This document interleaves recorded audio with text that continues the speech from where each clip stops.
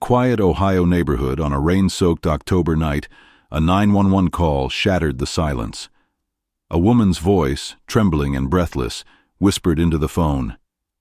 "Please, someone's been hurt. There's so much blood. I didn't mean to.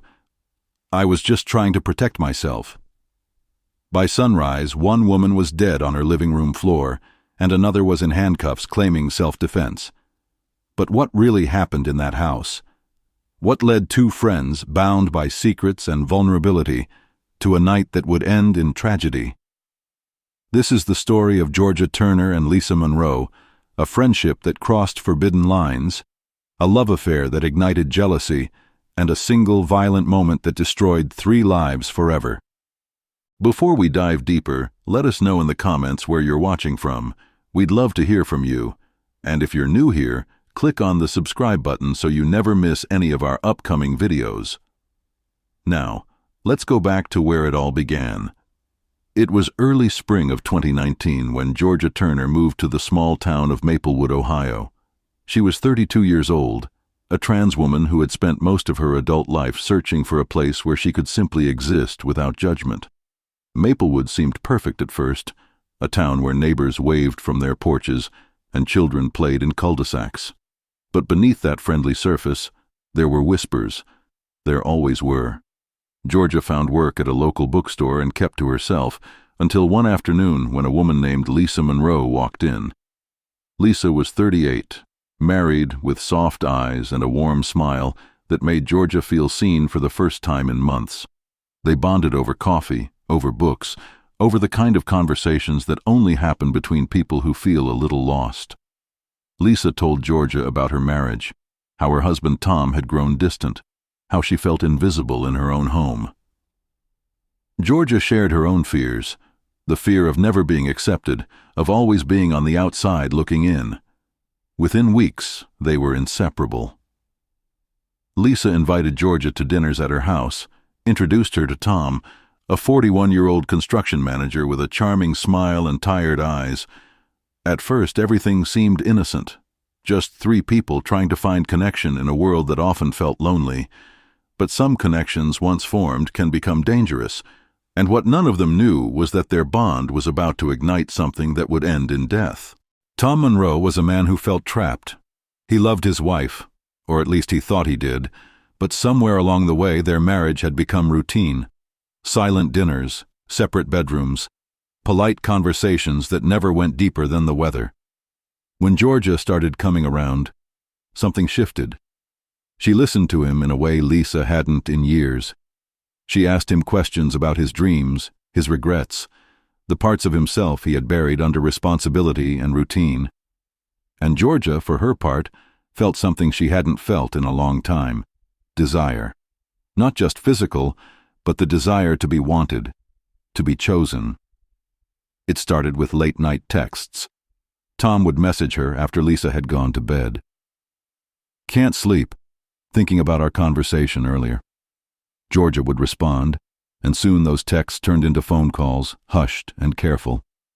Then one night in late June, after a backyard barbecue where too much wine had been poured, Tom walked Georgia to her car. The street was empty, the air thick with summer heat. He touched her hand. She didn't pull away.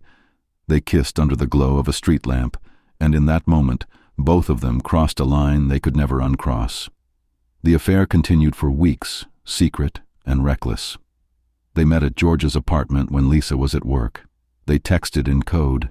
They lied with ease. But lies have a way of surfacing, especially in small towns. Lisa began to notice things: Tom's phone face down on the table, Georgia's sudden unavailability, the way they looked at each other when they thought she wasn't watching. And then one evening in early August, Lisa found the messages. She was looking for Tom's phone to check the time when a notification lit up the screen. It was from Georgia. "I miss you. Can't wait to see you tomorrow." Lisa's hands trembled as she scrolled through the thread. Weeks of messages, promises, intimacy, betrayal. She didn't confront them that night. Instead, she sat in the dark of her bedroom and cried, the kind of tears that come from a wound so deep it feels like drowning. But the confrontation that followed didn't end the affair. It only fueled the storm. When Lisa finally confronted Georgia, it wasn't with anger, it was with heartbreak. They met at a coffee shop, the same one where their friendship had begun. Lisa's voice was quiet, broken. "How could you do this to me? I trusted you. I brought you into my home." Georgia's eyes filled with tears. "I never meant to hurt you. I'm so sorry. I don't know how it happened." But apologies weren't enough. Lisa told her friends, and soon the whispers started. In a town like Maplewood, secrets didn't stay secret for long. People began to talk, not just about the affair, but about Georgia herself. Some of the gossip was cruel, laced with transphobia and judgment. Of course she did this. What did Lisa expect, letting someone like that into her home? Georgia felt the weight of it all pressing down on her. She stopped going to the bookstore. She avoided public places. She felt like she was being erased all over again. Tom, meanwhile, became erratic. He swore to Lisa that he would end things with Georgia, but then he'd show up at Georgia's door late at night, drunk and crying, saying he didn't know what he wanted. Georgia began to feel trapped, manipulated, used. She wanted to end it, but every time she tried, Tom would pull her back in with promises and apologies. Lisa, for her part, grew colder. She told friends she was done, that she wanted a divorce, but she couldn't let go of the anger. She would drive past Georgia's apartment at night, watching the lights in the windows, imagining them together. The paranoia, the bitterness, it consumed her. Have you ever trusted someone who later betrayed you? Let us know in the comments. What would you have done in Lisa's place? Would you have forgiven, or would you have fought back? Because what happened next would turn suspicion into bloodshed. The trial began in March of 2020. The courtroom was packed, divided between those who saw Georgia as a victim and those who saw her as a murderer. The defense team built their case around emotional abuse and manipulation. They called Tom to the stand, and under cross-examination, his true nature began to show. He admitted to leading Georgia on, to making promises he never intended to keep. He admitted that he told Georgia he loved her, that he would leave his wife, that they could start a life together. But when things got complicated, he pulled away. A letter was introduced as evidence, a letter Tom had written to Georgia just weeks before Lisa's death. It was read aloud in court, and the words were damning. "I know this is wrong, but I can't stop thinking about you. You make me feel alive again. I don't know what to do. I'm trapped in a marriage that's already over, but I'm too afraid to leave. Please be patient with me. I need you." The courtroom fell silent. The defense argued that Tom had manipulated Georgia, that he had exploited her vulnerability, her loneliness, her desperate need for acceptance. They brought in expert witnesses who testified about the psychological toll of being a trans woman in a conservative town, the constant fear of rejection, the trauma of being othered. But the prosecution countered with their own narrative. They called Lisa's sister to the stand, who tearfully described Lisa as a kind, loving woman who had welcomed Georgia into her life, only to be betrayed in the worst possible way. They showed photos of Lisa's body, of the wounds that couldn't be explained by self-defense. They argued that Georgia had plenty of opportunities to leave, to walk away, but instead she chose violence. And then the jury heard from Georgia herself. She took the stand, her voice shaking, her eyes red from crying. She told her story, every painful detail, the affair, the guilt, the fear, the moment when everything went wrong. "I didn't want to kill her," Georgia said. "I swear I didn't. But in that moment I thought she was going to hurt me. I thought I was going to die. I just reacted." The prosecution pressed her. "But you stabbed her multiple times. If you were just defending yourself, why didn't you stop after the first strike?" Georgia had no answer. The truth was darker and simpler than anyone expected. And when the verdict came, the courtroom fell silent. After 3 days of deliberation, the jury returned with a verdict. Georgia Turner was found guilty of voluntary manslaughter, not first-degree murder, but not self-defense either. The judge sentenced her to 18 years in prison. Georgia collapsed in her seat, sobbing.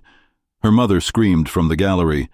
Tom sat in the back row, his head in his hands, crying. He was never charged with a crime, but his life was ruined in other ways. The media tore him apart. His friends abandoned him.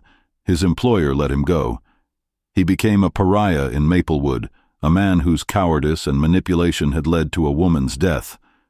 In the months after the trial, Georgia wrote letters from prison. Some were published in a local magazine, others shared online. In them, she expressed deep remorse. "I think about Lisa every day," she wrote. "I think about the pain I caused her family, the life I took. I can't undo it. I can't bring her back. All I can do is try to become someone who deserves forgiveness, even if I never receive it." She also wrote about Tom, about how she had been searching for love in all the wrong places, how she had allowed herself to be used because she was so afraid of being alone. "I wanted to be seen," she wrote. "I wanted to matter to someone, and I let that need destroy me." Tom never visited her in prison. He moved away from Maplewood a year later to a town where no one knew his name, but the guilt followed him. Friends say he became withdrawn, haunted, that he drank too much and barely slept. Some say he still cries when he talks about that night. Love, trust, betrayal. They all collided that night in October, and everyone paid a price. Lisa lost her life. Georgia lost her freedom. Tom lost his soul. And a community was left to pick up the pieces of a tragedy that never had to happen. This story isn't just about a crime. It's about the cost of silence, the danger of secrets, and the desperate human need to be loved and accepted. Georgia Turner was a woman searching for a place to belong. Lisa Monroe was a woman trying to hold on to a marriage that was already broken. Tom Monroe was a man too afraid to face his own unhappiness, and when those three lives intersected, the result was devastating. Sometimes the people we let closest are the ones who hurt us most. Sometimes love isn't enough. Sometimes the choices we make in moments of fear and desperation define the rest of our lives.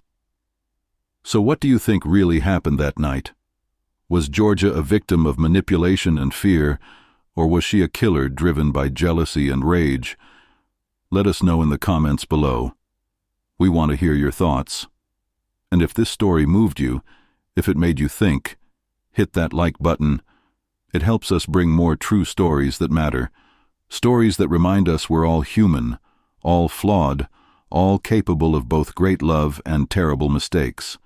Because in the end, behind every headline, behind every verdict, is a human story we can't forget. Thank you for watching.